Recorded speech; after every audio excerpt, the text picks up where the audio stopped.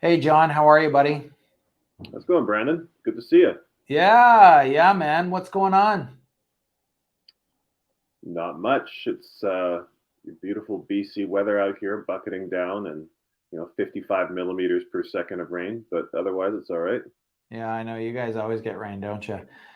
That's okay. I'd like to say it's always sunny here in Ontario, but I'd be lying. Um, okay, let's dive in here. So, today, this is what we're going to talk about. I want a job. How do I get one? What do you say to that, John? Wow, you're asking. I don't know. That's the answer. I got to give everybody. I don't know. I, Okay. I temper my comments in that I've I've been running my own business for close to 17 years. So to ask me how to get a job is I'm probably not the best person to ask. However, Oh, within the context of this, with the context of immigration, I understand the question. Uh, it's difficult. It's not easy. It depends so much on what your work experience, what kind of job you're looking for, your skills and demand. I mean, I'm sure you can back me up on this. I mean, if you are a high level software programmer with a decade of experience and you have knowledge of programming languages which are in huge demand, chances are you can apply for a job in Canada and get one, and whatever employer is going to hire you is also willing to go through the immigration process. Also, with other jobs which aren't normally conducive to being hired online from outside the country, COVID has changed that. A lot of people are being hired online to do stuff. So it's you know skills. For me, it all boils down to skills and the relationship you have with the employer, the potential employer. so I want to unpack a few of those things that you just said. So, firstly, I remember listening many, many years back. There was a thing on the radio where somebody was saying, if you're in the top 10 to 20% of your industry, you'll always have a job. And so, put everything with immigration aside.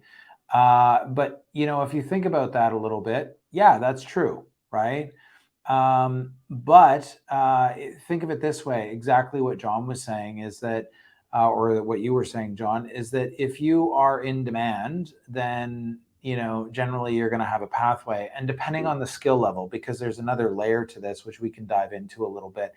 But I see people that are in demand with their jobs. That's one factor. And then we can talk about what the LMIA is and all the other stuff. But also, it depends on your nationality too when you want to start talking about that and what other options are available. So you got the skill level of the job, for instance. Is it a skilled job, and can you use?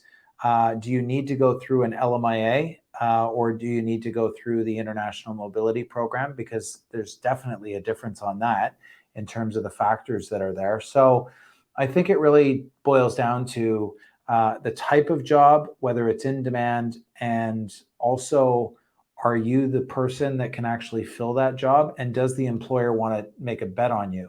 So let's unpack Yeah. that, right? Let's talk about the temporary foreign worker program real quick, and like really quick, and the international mobility program, John, in terms of the significance there, in terms of the ease. And then I'd like to kind of dive into somewhat of the strategy, and also the employer's perspective.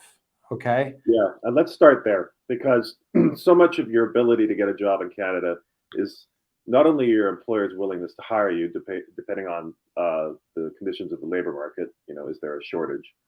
Um, whether or not it's general or within their specific industry, but also the willingness of the employer to navigate what he or she has to do in terms of government regulations to be able to get permission to hire you. Because whether it's an LMIA or one of the provincial nomination programs, the employer first has to get permission to hire you, right? And only once that's achieved can you apply for a work permit.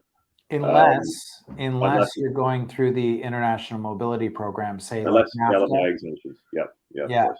then it's So easier. But they still have to get permission with the A numbers and stuff through the employer portal, in a yeah, sense, right?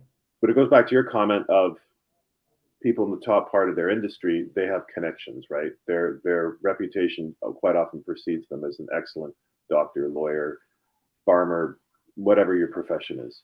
And so, if an employer again is more willing to hire you, they're more willing. If the need to hire you is great, or the desire to hire you is great, then the willingness for them to navigate what we're talking about, is higher, and that's really the key. Um, I see lots of people who want to get a job in Canada, but because they unfortunately, don't have any connections here, or very few connections, or their trade is, or their profession is not that high in demand, it gets more difficult. So. Right. So again, it goes into specialization, I think is good, but I kind of want to dive in. For me, I was going to pick up there and talk about the employer perspective. An employer, to go through it, and this is like, guys, John and I work with a lot of employers, so we understand the conversations that go on with the employers, and that's the other side of it. Okay. An employer's perspective is this.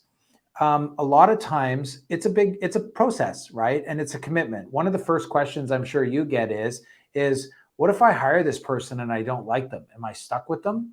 Right? Because if you don't know the person, then you're taking a pretty big gamble. The other thing is the cost of actually going through the process to be able to get this done, whether it be fees charged by a professional to be able to put it in, whether it be government fees, whether it be them checking out with other professionals, the ramifications of hiring you, whether it be LMIAs, or how that's going to factor in with their workers in terms of pay scales and what the government requires, which sometimes is out of step with the industry.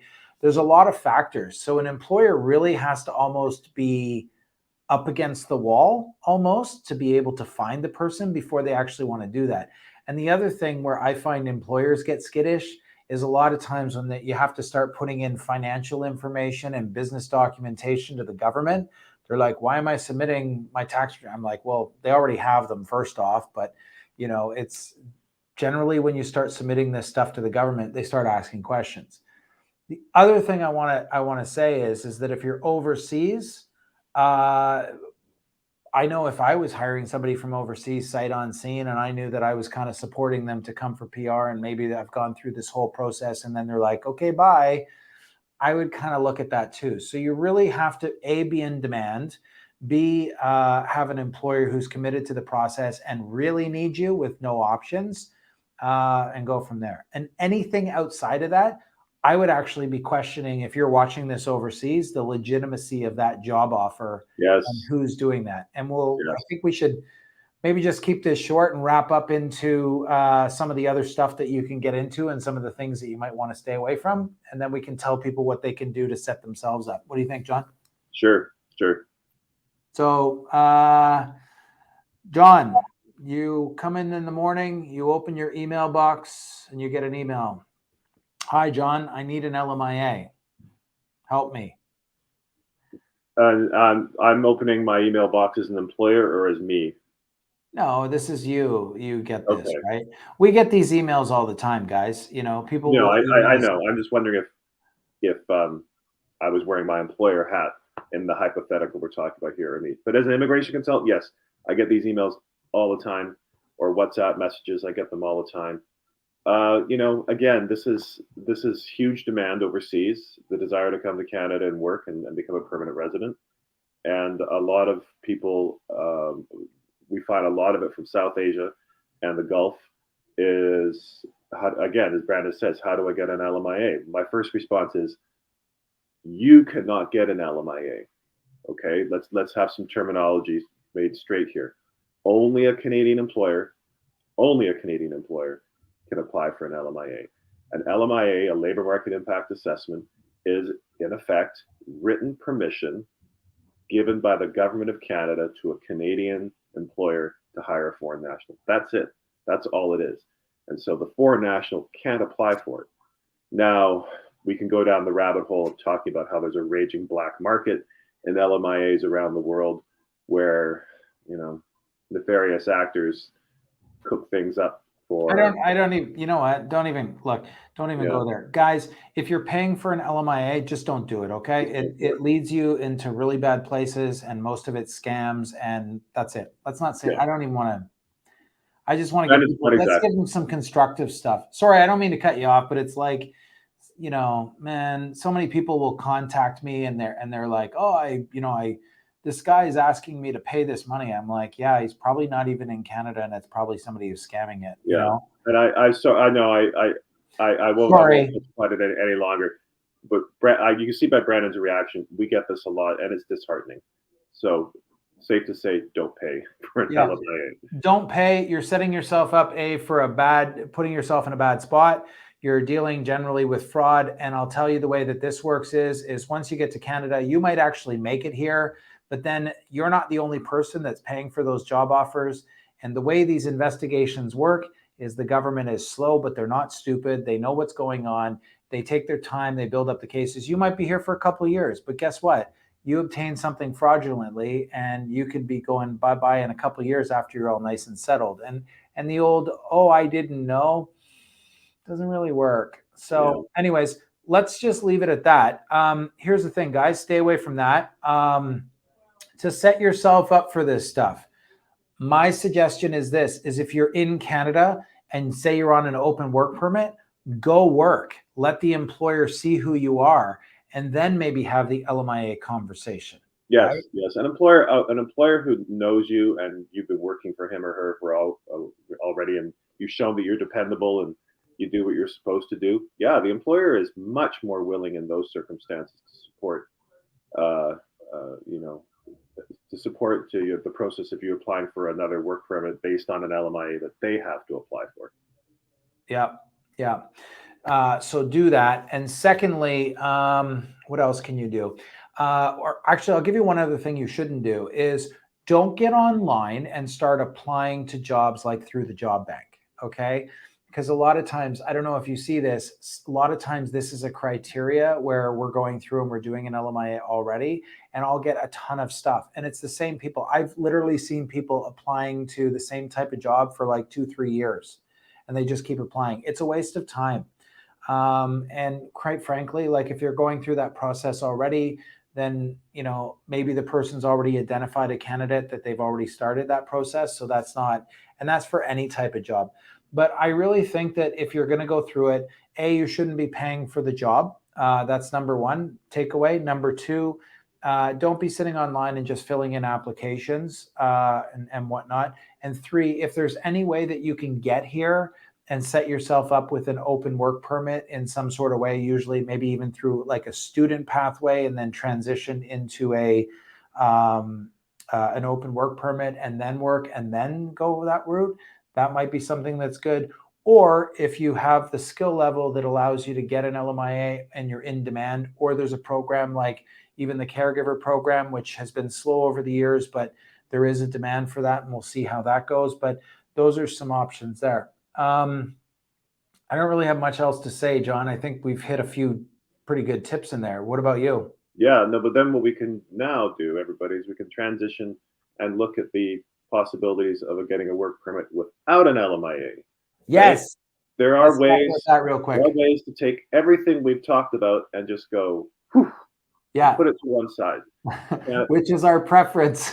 which is totally our preference.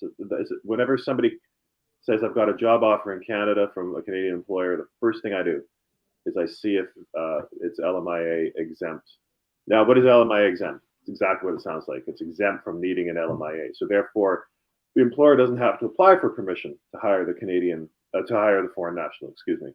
Um, to make a very complex process very simple, all the employer has to do is just register the job that they're offering in a little, in what we call the employer portal, pay a small fee, and that's basically it. So then the foreign national, depending on their citizenship, can apply at visa post overseas or upon entry to Canada, COVID permitting, for their work permit.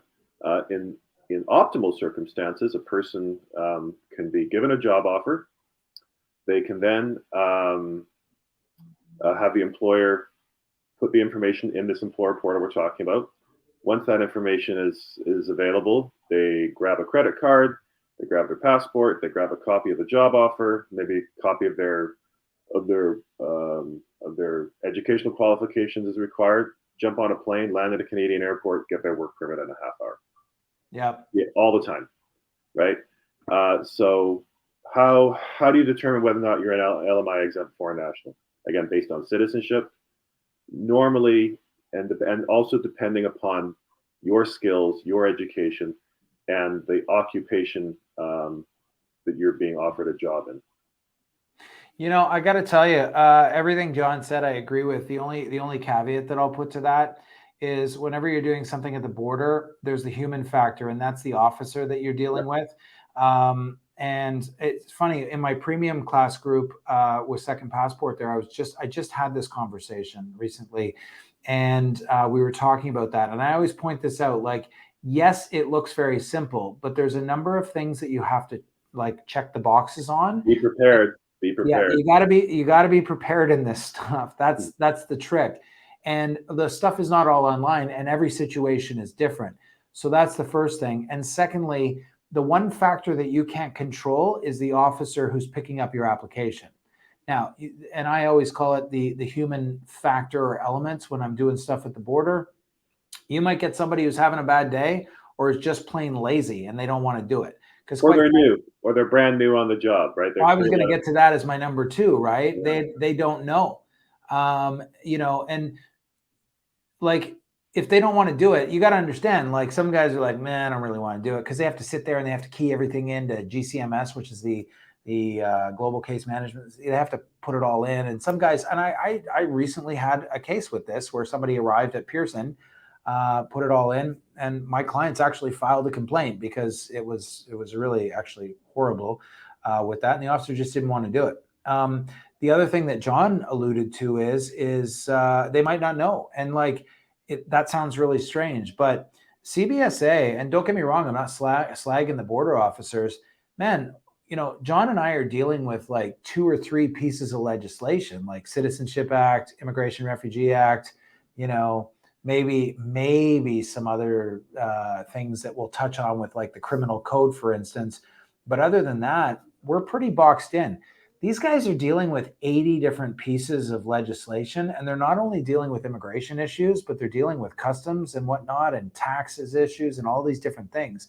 And for somebody who's new and might not be working in that section, they might not know what they're looking at. And I'm sure you've had that situation, John, because I know I have. Generally speaking, I know you sound like your client had a bad situation at Pearson, but Oh, he did. but generally speaking, and I've seen this at Vancouver Airport, the major Canadian airports, the CBSA officers there are dealing largely with people, right? Not because like at a seaport or a land port, there's so much cargo and vehicle traffic. There's not, there's no vehicle traffic at the airport, and cargo is limited. So CBSA officers are dealing with people a lot, and I find that the CBSA officers that are working at airports generally are well versed in this area, have a lot of experience. If you land at Vancouver Airport, there are lines that says this line for a study permit, this line for a work permit. They kind of know what's going on there. If I ever have something quite complex that has to be done at the port of entry, I always advise my clients you really should fly into Vancouver or Toronto or Calgary. Yeah. Okay, cool. You know what? I think we're going down a rabbit hole here, so I think we should kind of stop now. Is there any last words that you have, John? No, I would just caution to say, so for some of our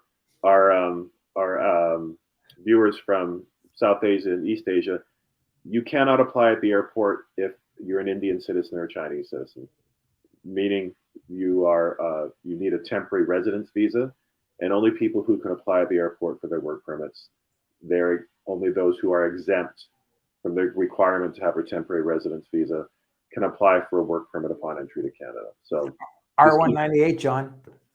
R198, I'm going to have a tattoo to my forehead one of these days. Okay, guys, let's wrap it up. Listen, John, thanks again. Good seeing you, man. And I guess we'll talk soon. Guys, if you have any questions, please feel free to reach out to us. You can get us through mysecondpassport.ca. Check out some of the great stuff there. And if you love this video or and you think that somebody would love to watch it, we just want people to know about this stuff. And we'd really appreciate it if you could share it around. John, I'm going to let you go, bud. We'll see you next time, Brandon. Yeah, take care, man. I'm going to end everything off. Bye, guys. Have a good day. And John, I'll talk to you soon. Take care, guys. Okay, guys.